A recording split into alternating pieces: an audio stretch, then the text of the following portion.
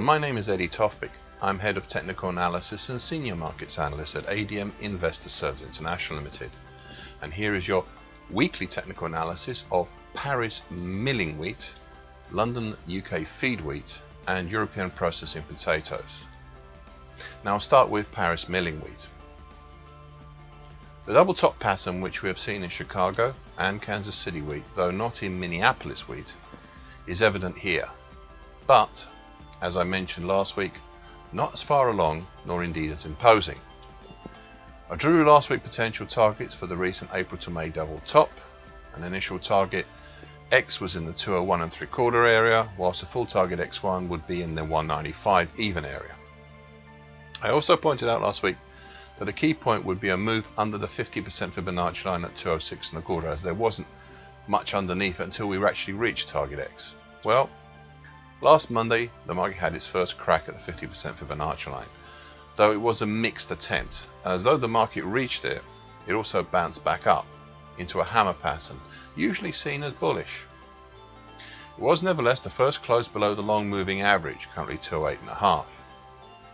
Tuesday was a better effort, punching below the 50% Fibonacci line and closing under it as well. But last Wednesday was the day. Prices dropped down to reach target X and bounce up, forming an indecisive spinning top, with seeming aspirations to be a bull hammer. This followed on Thursday with a bullish long white Mariposa that regained all previous areas, closing above both the long and short medium moving averages.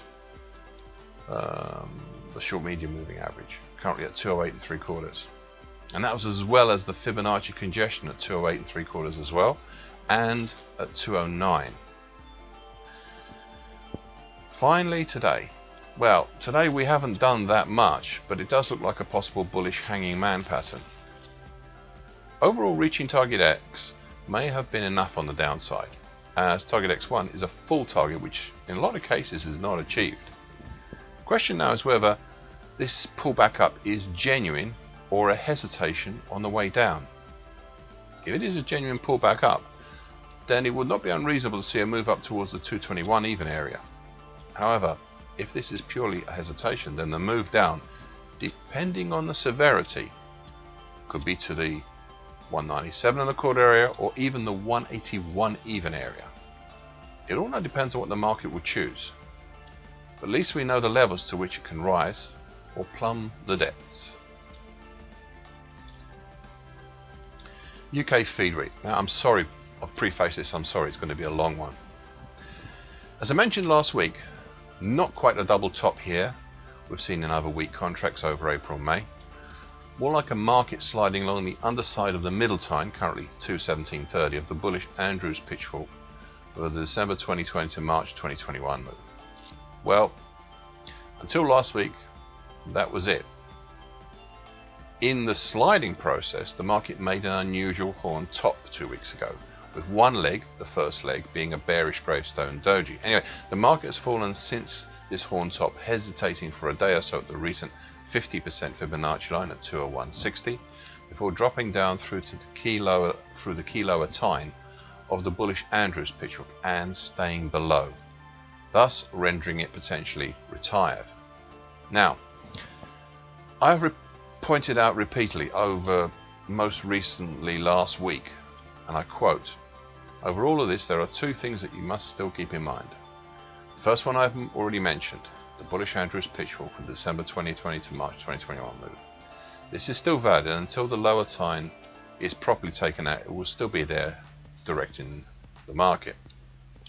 The second item I will deal with in a short time. That's the end of the quote. The second item I'll do in a short time, but I wanted to concentrate on the lower tine and its nearby neighbours. You see, the reason the market has stopped its fall and turned back up midweek was threefold.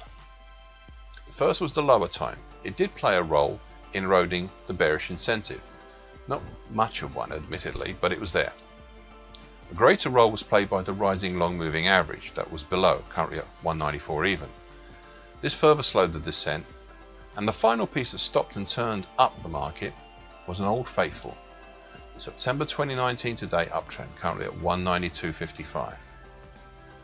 This was what finally halted the decline, or did it. You see, much as the other grains, this market has a choice.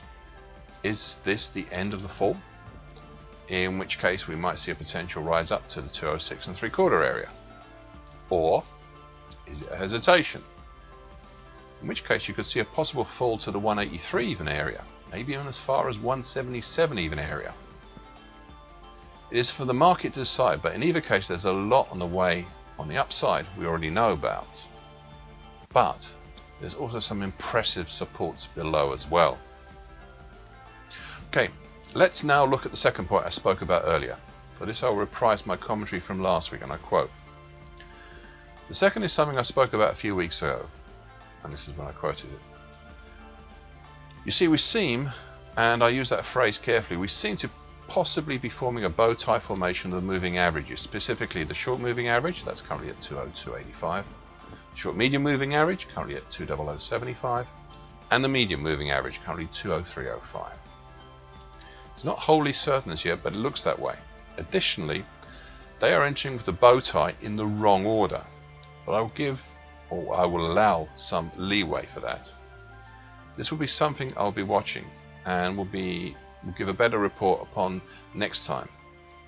And that was the end of the original quote, and I continued. Well, the bow tie crossover happened on the 29th of April. That means that between 15 to 20 sessions after we can see a move, despite the way they came into it in the wrong order.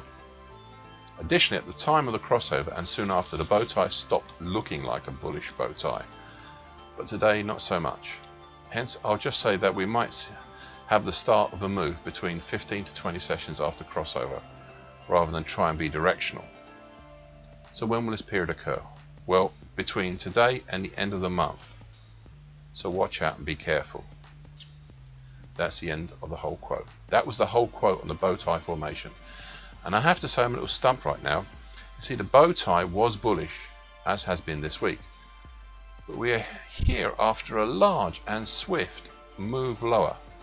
Perhaps, just perhaps, the bow tie is telling the truth, and we now see a bullish start to a move. I'm not confident enough to call it such, but it certainly is worth considering. European processing potatoes. Another week of post-changeover doldrums, and so it strikes again. Changeover really messes up continuation charts such as mine. One moment you're looking for a move back up out of the revitalized February to April falling wedge pattern, and then sudden leap up towards the high of the year, and then stability, nothing changing. Anyway, what can I say here? Well, there are a few things. First off, the recently drawn bullish Andrews pitchfork for the November 2020 March 2021 action is still valid. The market has recently moved below the middle time, currently at 14.2. Additionally, the high of this year is 13.9. It's also influencing the market, as prices have halted just underneath it. Next, prices are in between two absolute Fibonacci levels.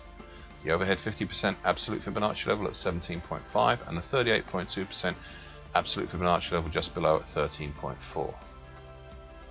Finally, perhaps the most interesting thing of all, this gap higher has caused the bow tie formation to happen with the moving averages. Notably, the short moving average currently at 13.8, the short medium moving average currently 10.8, and the medium moving average currently 11.2. The only issue is that they are in the wrong order of entry, even for a bullish bow tie formation which they closely resemble. Nevertheless, it is still a bow tie formation, and I've given it some leeway. So what happens next?